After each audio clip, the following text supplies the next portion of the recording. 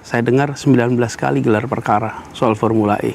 Tapi mereka-mereka yang berada di situ, ya kita lihat tuh apa prosesnya dan menunjukkan bahwa hasilnya seperti yang kita tahu sekarang ini. Tidak. Pak Anies merasa punya perasaan ikut bersalah nggak? Pak Tom Lembong jadi kena kasus karena termasuk militan mendukung Pak Anies. Ya, jadi Ros, yang dialami itu Pak Tom mengalami, itu yang terlihat publik. Banyak yang tidak terlihat publik, Ros. Yang diperiksa pajaknya, yang biasanya diambil sampel, punya unit usaha lebih dari 20. Biasanya diambil sampel, ini semuanya diperiksa dengan tujuan tertentu. Pemeriksaan begitu lengkap. Semua banyak sekali, bukan hanya itu. Saya bisa sebutkan semua, tapi kami milih untuk diam saja dah. Jadi ini menurut saya yang harus dikoreksi. Kalau kita menghormati demokrasi, maka satu, berikan ruang untuk oposisi, berikan ruang untuk perbedaan. Dan ketika ada kontestasi, ya kontestasi itu pasti ada kontestan yang berbeda, bukan? Tapi apa kontestan yang berbeda kemudian harus dikriminalisasi, harus kemudian dipersulit secara administrasi pemerintahan.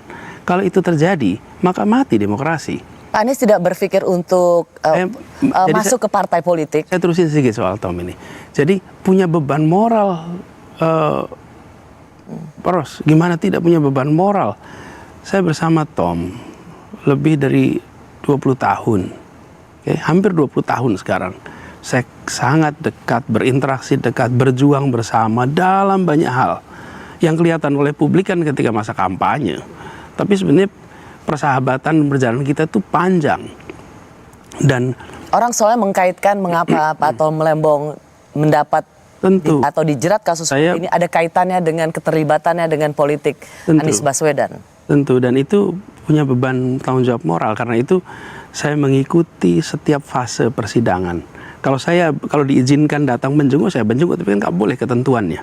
Hanya boleh keluarga dan hanya boleh pengacaranya. Jadi walaupun ada orang yang bisa melakukan itu, tapi saya nggak mau melanggar aturannya. Jadi kita berkomunikasi lewat pengacara yang bolak-balik bisa menemui. Bahkan sebelum kesini pun saya bertemu dengan pengacaranya. Jadi ada tanggung jawab moral, Ros. Karena itulah saya dan kita semua berjanji mendampingi proses ini sampai insya Allah keadilan ditemukan di ujungnya. Apakah menurut Pak Anies, Tom Lembong adalah tumbal politik Anies Baswedan?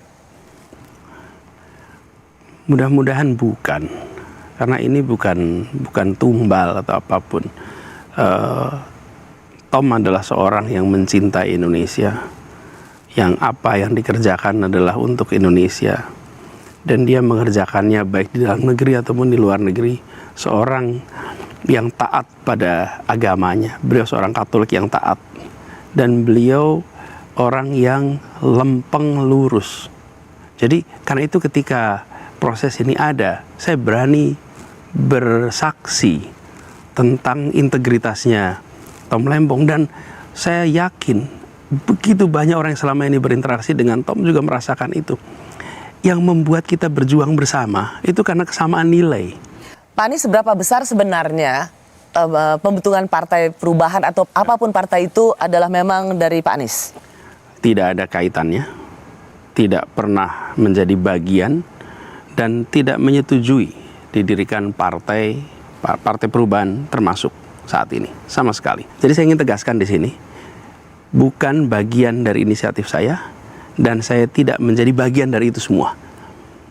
Titik sampai di situ. Bagaimana Anda menjawab tudingan orang bahwa Pak Anies ini punya kesombongan sebagai seorang politisi tanpa partai politik? Ini adalah soal waktu. Mungkin nanti akan ada waktunya, saat ini belum. Tapi tidak ada bayangan untuk jangan berpartai atau alergi berpartai, sama sekali tidak. Jadi aku mau minta klarifikasi dari Pak Anies. Ini bukan tentang kesombongan seorang Anies Baswedan karena elektabilitasnya selalu tinggi, tapi bukan ketum partai, tidak partai politik. Jadi ini bukan tentang sebuah harga diri yang ingin menunjukkan bahwa bukan politisi partai politik, tapi tetap elektabilitasnya tinggi. mudah-mudahan dijauhkan dari sombong, didekatkan dengan ikhlas, didekatkan dengan konsistensi. Sama sekali tidak ke arah sana. Dan kami malah melihatnya begini, saya ini memilih untuk berada di wilayah politik karena bawa misi kok. Misi itulah yang saya bawa terus. Itulah sebabnya kenapa ketika ada pilkada, saya memilih untuk menyampaikan kepada publik pilihan saya. Karena saya bawa misi. Tapi kalau saya nggak bawa misi, saya absen aja. Oh, saya nggak ada urusan dengan ini semua. Tapi bawa misinya apa sih? Saya ingin Indonesia lebih adil. Saya ingin Jakarta yang lebih setara. Itulah sebabnya kenapa saya berada di wilayah publik. Dan ketika di wilayah publik itu mengharuskan untuk nanti ikut partai, menjadi anggota partai, itu bagian dari mengemban misi. Tapi ketika tidak ada yang mengharuskan juga, ya misi itu tetap saya bawa juga. Karena tadi Pak Anies mengatakan mengendorse tidak hanya di Pilkada Jakarta mengendorse juga calon dari PKS untuk Sumatera Barat, lalu Jawa Barat, Nasdem, lalu Jawa Timur, PKB. Sudah ditinggal partai politik kok masih mau mengendorse paslon dari partai politik yang nyata-nyata sudah meninggalkan Anda? Ya. Biarkan itu menjadi catatan yang direkam oleh publik.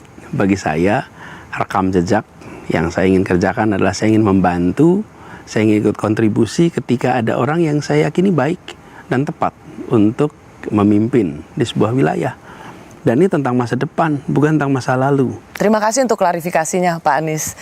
Terima kasih juga menyempatkan waktu, kita sudah rekaman di siang hari ini. Karena saya tahu Pak Anies hari Kamis hari ini harus menghadiri puncak Hari Guru Nasional di Kementerian Pendidikan Dasar dan Menengah. Iya, Hari Guru acaranya bersama lengkap sih, ada presiden, ada para menteri, acara Hari Guru, dan ini bagian dari menghormati guru. Karena itu saya merasa ya saya perlu hadir, saya harus hadir kalau acara menghormati guru. Terima kasih sudah menyempatkan waktu di Rosi. Rasanya ini nanti akan jadi pemberitaan. Wow. Terima kasih sudah mengundang, terima kasih sudah diskusi. Bersyukur juga akhirnya diundang juga di instansi pemerintah. Terima kasih. Terima kasih, sama-sama. Terima kasih juga sudah menyaksikan Rosi. Sampai jumpa Kamis depan, tetaplah di Kompas TV Independen Terpercaya.